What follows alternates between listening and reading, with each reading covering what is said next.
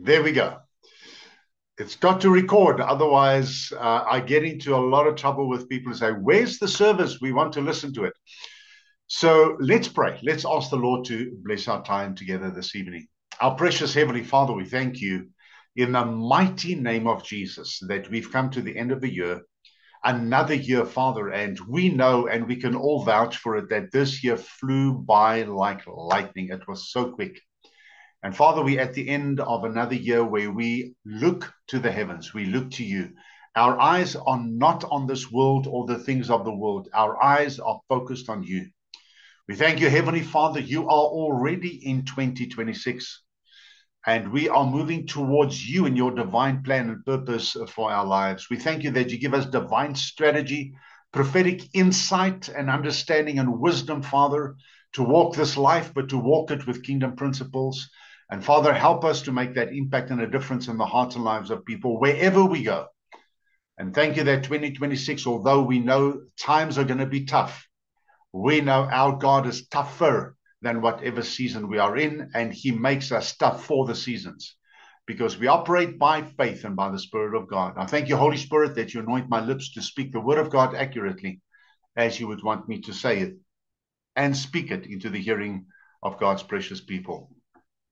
In Jesus' name, and we all said, amen and amen. You remember on the 25th, when we had our Christ celebration, I said to you, we spoke about the altar and how that Noah, after the flood in Genesis chapter 7, and again, we can't go to those scriptures tonight, but in Genesis chapter 7, where the ark came to rest on Mount Ararat, and Noah got off the ark with his family, and the first thing that Noah did is he built an altar. I nearly said he built an ark. That was done. So he built an altar to the Lord and he sacrificed the animals as he was instructed to do.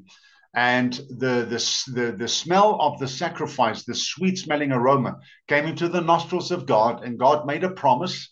And God said, never again will I flood the earth the way that I have with mankind that went into such evil. And God destroyed all of mankind except Noah and his family. And then when you click over into chapter 8 of Genesis, you'll find that in the first verse, it says that, and God pronounced a blessing over Noah and his family. God pronounced a blessing over Noah and his family. It was their new beginning. Excuse me. Now, I want to make something clear tonight.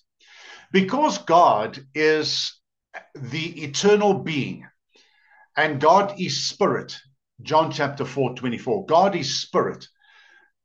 God, and you've heard me use this term on a number of occasions, but it's good to bring it into perspective again to where we are this evening, here at nearly 11:30 in December in 2025. That for God, from God's perspective, although God set the seasons, God's not limited obviously by these time frames. That's obvious. God's not limited by these time frames. God, as we said earlier, already is in 2026. So it's not really a new beginning in that sense for God. And this is what I want to make clear to us. Therefore, our understanding must be, although it's the change of a year, it's the change of a season, so to speak. And I'm going to make a statement now that's going to be strong, but just hear it. Your stability in the spirit should make you so stable and strong that when these seasons come and there are clickovers from one year to the next, you remain consistent and constant in your faith and who you are. Did you get that? And the reason why I'm saying that is I'm still seeing it with people, and I'm talking about God's people, how they go through such fluctuations in their emotions in this time period. And we as God's people, we must get to the place, and that's where transformation comes in. We've got to get to the place where we remain consistent. Remember, I said to you on the 25th that I do not believe in these mountaintop and valley experiences, mountaintops and valleys, mountaintops and valleys. If we are those Christians that are so impacted by the things of the world, we are going to have mountaintops and valleys, mountaintops and valleys. But listen carefully. The character of Jesus has come to the inside of you. Heaven invaded you. The Father, Son, and Holy Spirit has come to make their abode on the inside of you. I want to ask you something tonight. Is God consistent? You can say amen loud there where you are in your house tonight. Is God consistent? Yes, he is. Is Jesus consistent? Yes, he is. Is the Holy Spirit consistent? Yes, he is. That's why we can trust the Father, Son, and Holy Spirit, because they are consistent constantly, eternally. Hebrews 13:8. Jesus Christ the same yesterday, today, and forever. He will be the same, is what it says in the actual Greek text. So because of God's consistency, we can come to a place of stability. Amen. Woo, hallelujah. So what happened now in 1 Samuel chapter 7 and verse 12, again, write it down, 1 Samuel 7:12. We have a scenario that very much, it's kind of a parallel to what happened when when Noah got off the ark and he built the altar. Here we have a situation where the Pharisees are harassing the nation of Israel.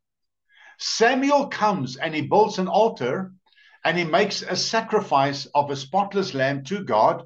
The sweet smell and fragrance of the smoke comes into the nostrils of God, and God, you can go read it there, God's voice thundered and spoke against the Pharisees, the Philistines. I'm bringing the Pharisees right into the Old Testament. Well, the Pharisees are possibly their downline. So the Philistines now come up against Israel.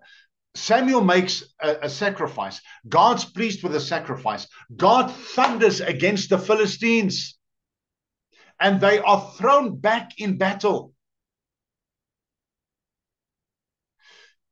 And what happened there was because of the altar that was built, the sacrifice that was made. Now, listen carefully. Remember, I said I'm going to bring the altar in again just very quickly this evening. The altar that we built was from the experiences we had with the Lord. I know this is Old Testament. I get it, guys. I understand it. I'm a New Testament preacher. I'm a New Covenant preacher. I'm a grace preacher. But coming back into the Old Testament, there are such beautiful analogies that we can draw from, where we have brought all that we went through with Jesus in 2025, and we've placed it on the altar and brought it to him so that his voice can thunder against, come on now, against our enemies. And we can rise up and stand strong and go forward by faith in 2026, knowing that God's gone before us, that our enemies are already taken care of. Say this with me tonight. There's a couple of things you're going to say with me, because vanaand preek julle saam met my. Say this: God has already taken care of my enemies. Say it. God has already taken care of my enemies. Amen. Crossing over is not just about time, it's a threshold. So our first point here this evening is we have an altar of worship. You've got to go into 2026 with worship. Guys, please listen to this man. If there are a lot of things you forget to do, do not stop worshiping. You've heard me preach this. You know that in the book of Revelation, chapter 13, that the beast system in the last days is going to require and demand worship. So that is why our worship must be consistent and strong. Do you play the praise and worship music in your home? Do you? Do you play it on a good volume so that you can hear it throughout your house? Keep on praising and worshiping God into 2026. That's why we're doing what we're doing tonight. Tonight is the place where what was releases you. Ooh, come on. And tonight is the place where what will be will reach for you. So there's a let go and there's a taking hold of. So what was not for you now has been released. What is for you is reaching for you. Amen. You need to hold on to that rope because it's a rope of hope. Crossing over from survival into strength is where you are going. Crossing over from pressure into perspective is where God's taking you. There's a huge prophetic message in this tonight, but I want to say this. And I asked the Lord, and I sat with him, and I asked him again. I said, Lord, do you want me to bring more prophetic into this? And there are things that he's busy showing me. And he said he's leaving that for me to say this on Sunday evening. So don't miss Sunday night, because there's going to be strong prophetic utterances for 2026. But for tonight, this is the prophetic message. You're going to go from survival into strength, from pressure into perspective.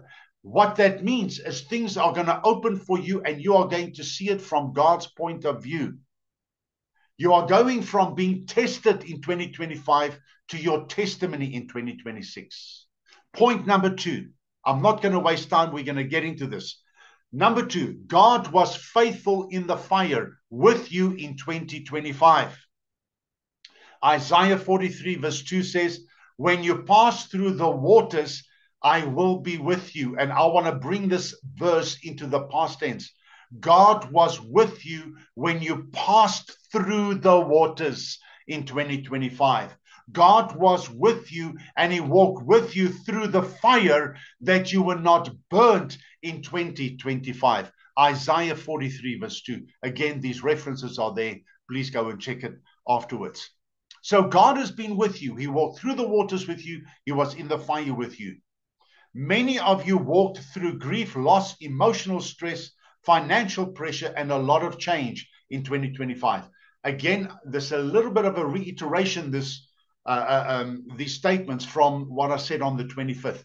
But I wanted to lock these two messages in together so that there's a flow in the spirit with the prophetic utterances that's coming. So the fire didn't consume you, the flood didn't drown you, and the valley did not bury you. And the reason why the Lord gave us this is that too many times, ons sê in Afrikaans, ons kyk te veel vas in die dinge wat verkeerd geloop het. There are too many times that we look into the things that went wrong, instead of how God, in his divine wisdom, has brought an end to certain things, to have a new beginning with you and for you, for the new things of where he's taking you into and to and towards. God always works, remember, to that greater glory. And I want to emphasize this, and it's coming to me now by the Spirit, because I wanted to write it down. Again, a gentle warning for God's people. Please watch your words and what you speak over your life and the life of your family and the life of your business and the life of your ministry and the life of your acquaintances and colleagues and work situation, whatever. Speak life. Guys, I'm still hearing too much negative talk from God's people. Cut it off. Start speaking life over your life.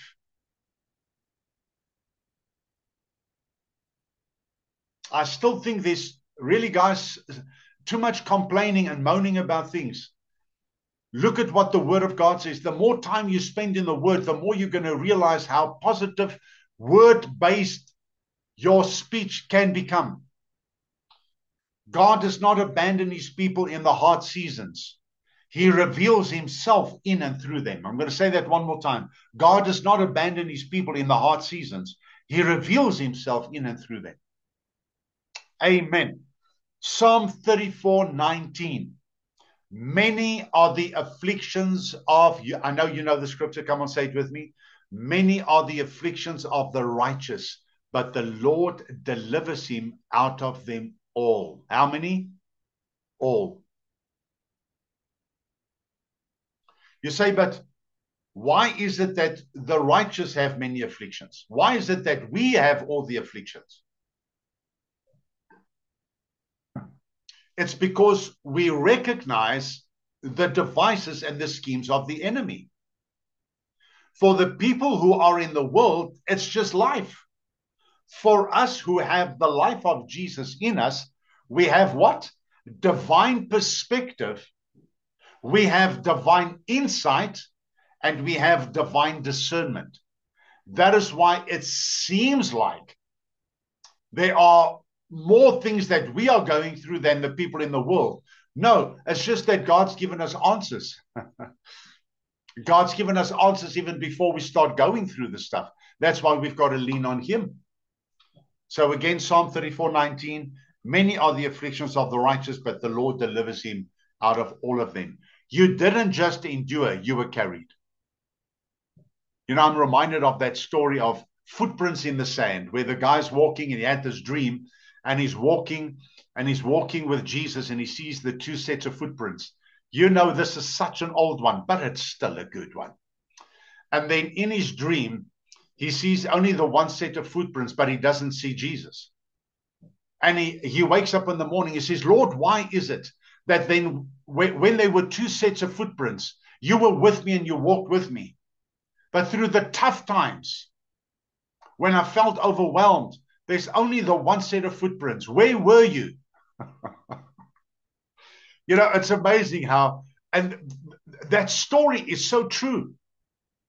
That dream that guy had is so true. Why? Because dis wanneer ons dink dat ons is alleen, laat God is nie met ons nie, ons sien nie die een stel voetspore. And then the Lord said to him, son, those were the times that I carried you. Those were my footprints. And some of us were carried through stuff in 2025. You didn't just survive. You were sustained. God sustained you. Some doors closed, but protection and provision came with it.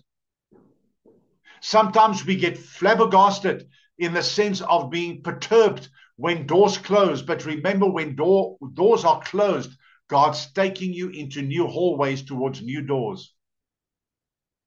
And again, this one, some prayers that you prayed were not answered the way that you expected. But wisdom came instead. Do you remember that sermon that I preached in the latter part of this year?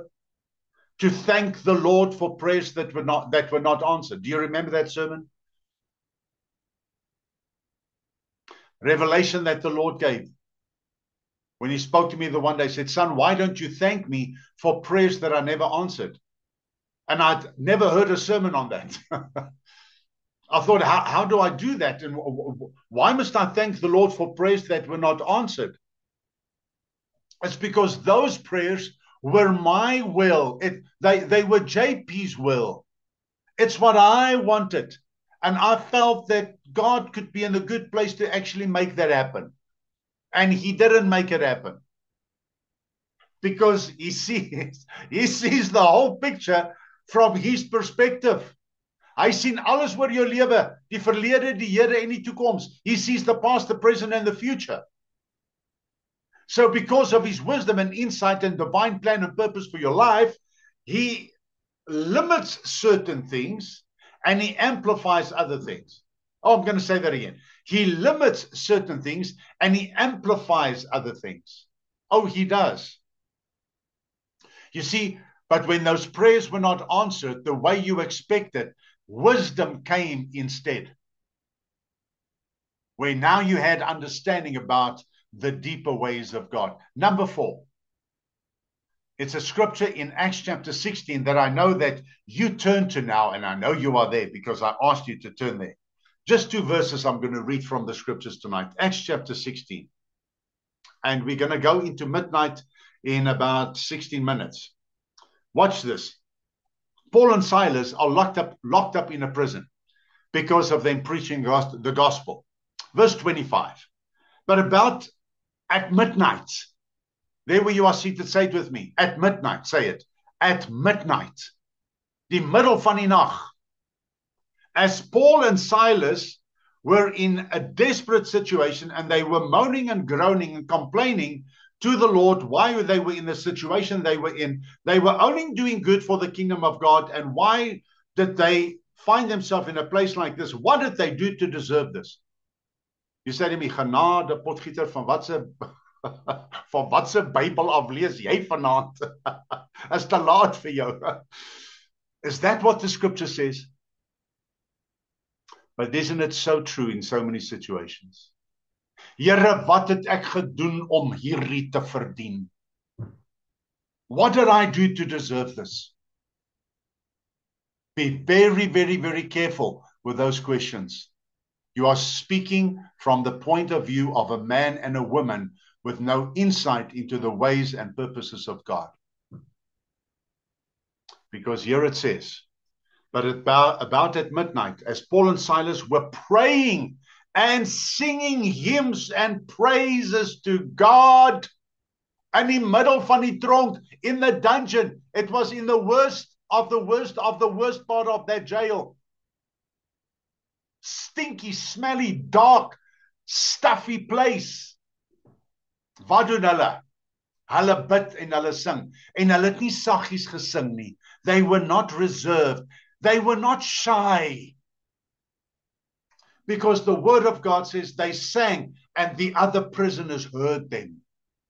That was a strange sound. Because the sounds that were known in that prison, I'm sure at the time, and you have to agree with me, with logical understanding and interpretation, the sounds that came from that jail must have been sounds of moaning and complaining and groaning and pain and anguish of soul.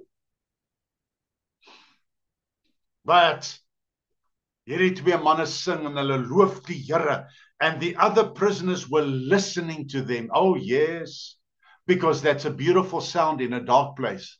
How many of you know that when you are in a dark place, when you find yourself in a difficult spot, that praise and worship stops the enemy, is what the book of Proverbs says, and it stills the avenger. Excuse me, it's in the book of Psalms. So what do we have here? A change of atmosphere. Because the name of Jesus from the lips of a believer, even if it's a baby Christian, changes the atmosphere around you. Because the name carries power. Come on, kingdom people. The name of Jesus carries power. So now they're singing hymns and praises to God. Power is released in a dark place because it's inviting God into a situation that's impossible. The moment you praise and worship in a place that's impossible, the impossible becomes possible because God steps in on the scene. And suddenly, as a lekker preek om te preek, the suddenlies of God. And I know those of you online who preach, julle het seker hierdie al gepreek iewerste. Miskien selfs in 'n huisgroep. In a home cell, maybe somewhere you've ministered this. And suddenly there was a great earthquake, so that the very foundations of the prison was shaken. And at once all the doors were opened and everyone's shackles were unfastened. Bondage cannot stand when liberty is proclaimed from the mouths of God's people.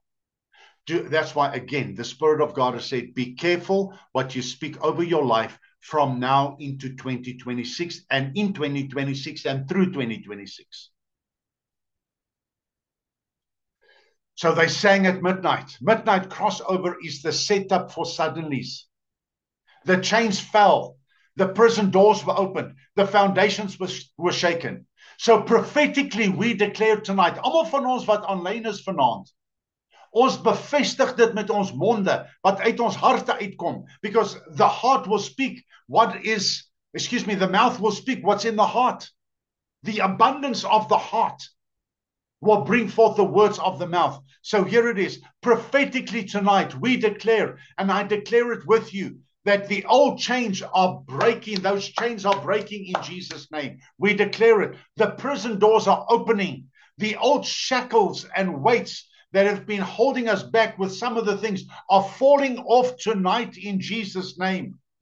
You are not crossing over empty-handed, but with praise and thanksgiving. And I want to say, with the spoil that you have taken from the enemy. What the enemy has stolen, God is giving back to his people. You watch in the days we are going into now. There are scriptures to prove it. There are 3 scriptures Two of them are in Proverbs that says that the wealth of the sinner is laid up for the just. Another one says the wealth of the sinner is laid up for him who has mercy on the poor. Who has mercy on the poor? We do. Because God is the God who's concerned about the poor. Jesus said, the poor you'll always have with you. And Jesus, in his heart, you could see it in the way that he ministered and the way he took care of the poor. And it says, he who gives unto the poor lends unto the Lord, and the Lord will repay him in due time. I believe it's time. And I can't give own testimonies here tonight because there's certain things that the Lord has told us to do that we're busy doing. But to reach out to those who cannot even help themselves. I believe in 2026 as we go in, but the prophetic word's going to be spoken on Sunday night, that we need to open our hearts more to the lives of others and what others are going through. Thank you, Jesus, for your word. Point number 4, his mercies are new every morning. You know these scriptures. Lamentations chapter 3, verses 22 and 23. Lamentations 3, 22 and 23. The mercies of the Lord are new every morning. You know, that's a powerful scripture. Because people walk in self-judgment, guilt, shame, condemnation, and then in fear of the judgment of God, where God's taken the fear of judgment away from you because he's taken away your sins, and every sin, and every sin had a judgment to it, and God took care of that as well. He took all of that off you. God has lifted the judgment from your life. Yes, but you must remember, JP, we're going to stand before the judgment seat of Christ. Yes, we are. Not for your sins, for your works. You need to preach on that sometime. Don't drag. So point number 4 is his mercies are new every morning. Don't drag yesterday's disappointments into tomorrow's promises. Grab a hold of that.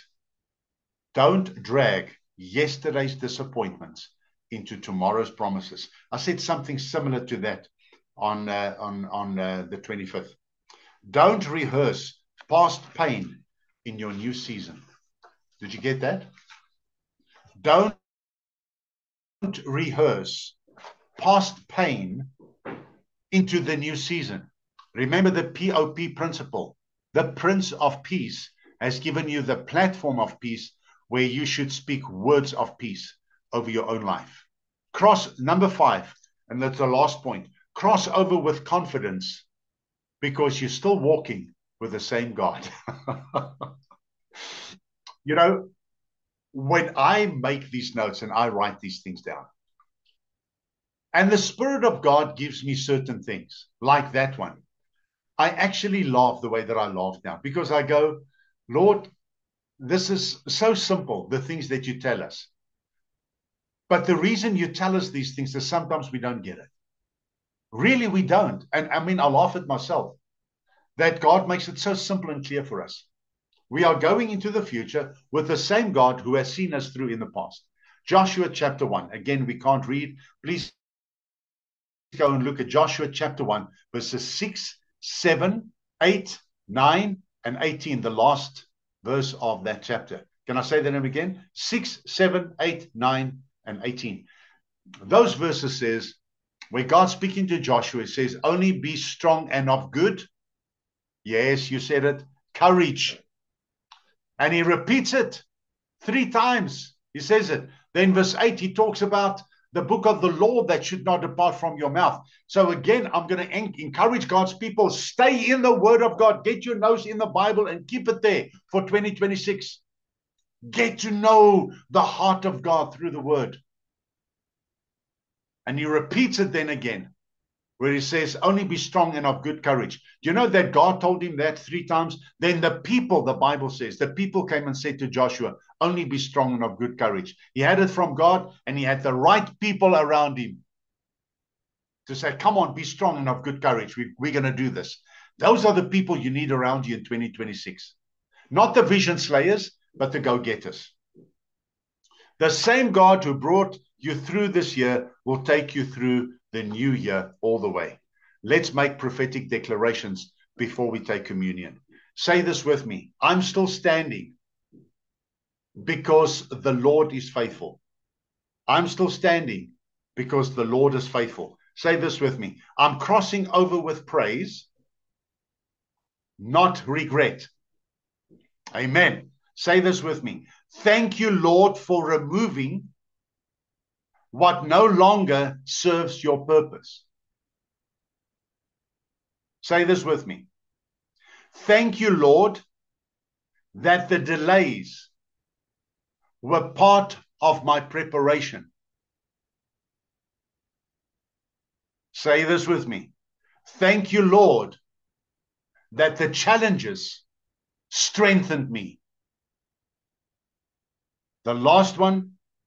Thank you, Lord, that your plans are in place and they are greater than mine. Amen. Thou shalt not limit thyself in 2026, because I shall lay hands on you. If you limit yourself, take the limits off. Stop feeling inhibited. Take it off. Take all of those weights off. It's weighing you down of, I cannot do it. But what about this? But what? Stop that. Your spirit is alive unto the vision that God has placed on the inside of you. And I say to you, arise up and walk ye in it. I'll someone give it to you in the Old King James. Psalm 21:8. The Lord shall preserve your going out and your coming in. You're going to be okay in 2026. The last scripture, Psalm 65, verse 11.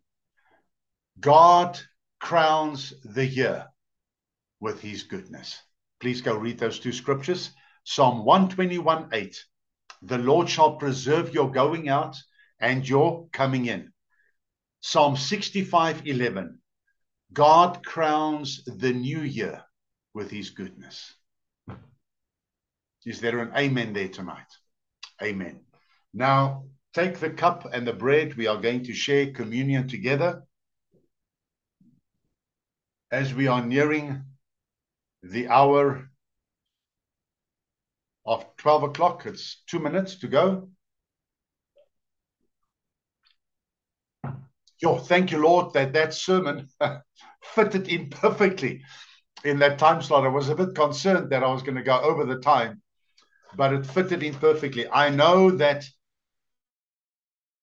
there were a number of things that I mentioned tonight, but again, the recording is here. You can get this recording straight after the service, just the audio, and then Elisma will send out the audio visual when that's ready. Thank you, Jesus. We are still on 23:58 according to my watch here. I know that all of you are also looking at your watches right now, and I know they're kind of around the same time. What I want to encourage you to do tonight is, as we are going to take communion now, there's 23:59. As we are going to partake of the communion, I want you to remember what Jesus did for you 2,000 years ago. That you were saved for a purpose, and the purpose is much greater than your own purpose and plan for your life. So please go into 2026 by faith, walking by faith, and trusting in the faith that he's got in you and why he saved you. Hold the bread in your hand. Our precious Heavenly Father, tonight I thank you for the bread. I thank you for the body of our Lord Jesus Christ, who has brought us from sin into salvation, from darkness into light. Thank you that we were lost, but we were found. And Father, we thank you that we go into 2026, as that song said that we listened to earlier on. We're going into 2026 with Jesus. Now take and eat.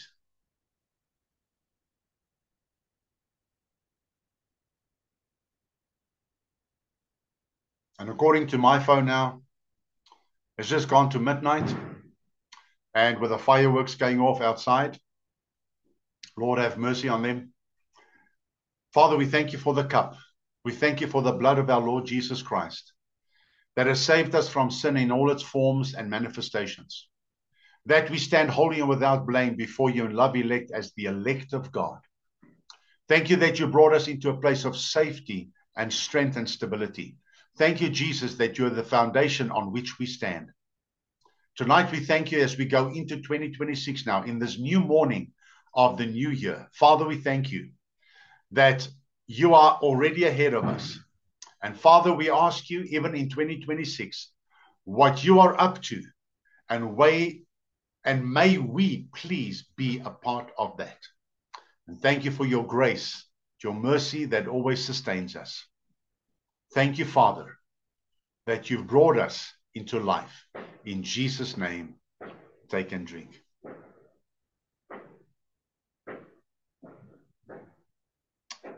I know there by you possibly also have fireworks that's going off all over the place now.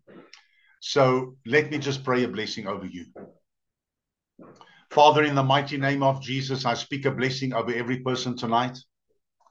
Father, I speak a blessing over every family. I speak a blessing, Father, over every son of God, every child of God. And I thank you, Father, that as we go into this year, we go together as a family of God. Thank you for helping us this year, not only to have the vision that you've given our lives to be fulfilled, Father, that it will be sustained until it's fulfilled, but also that you will help us to be vessels. So, Father, we can make an impact and a difference in the hearts and lives of people by the powerful Spirit of Almighty God. Now, the Lord bless you and keep you. The Lord make his face to shine upon you and be gracious unto you. The Lord lift up his countenance upon you and give you peace. We want to say tonight, we love you. You are valuable and precious. Have an awesome year, and let's do this thing together in his name. Amen. God bless you. Have a good night's rest, and shalom.